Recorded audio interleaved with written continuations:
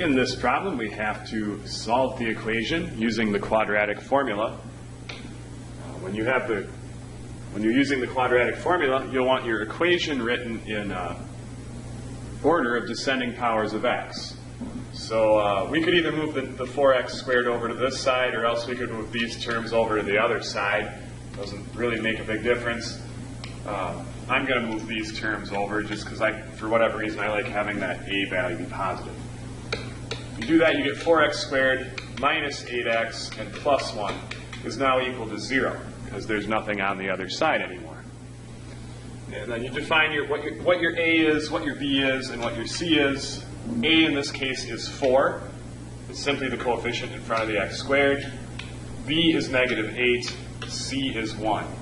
Now if you do this problem where you move the 4x squared onto this side, all the signs of your a, b, and c will be reversed, but the answer should come out the same after you use quadratic formula either way.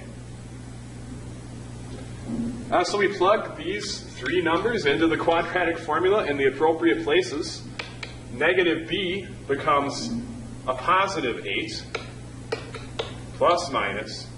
B squared is negative 8 times negative 8. That's 64 minus 4 times a in this case is 4, c is 1. All over 2a. 2a is 2 times 4, which is 8. By the way, just a point to make here.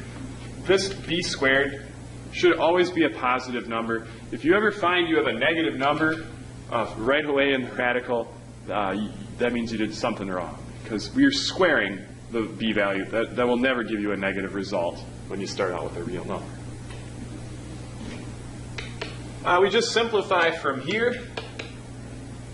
This term is 64. The second term is 4 times 4 times 1, which is 16. So inside the radical, we really have, what is that, 48, I guess. 8 plus and minus square root 48 over 8. Start a clean page here.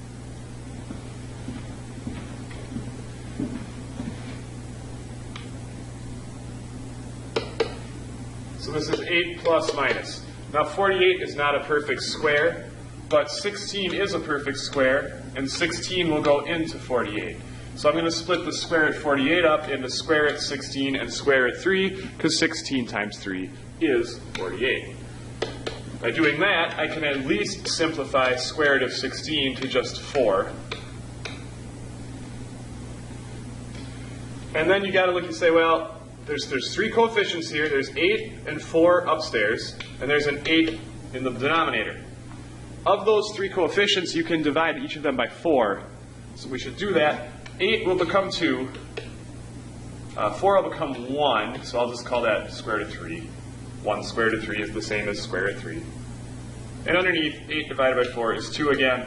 This would be your simplified answer.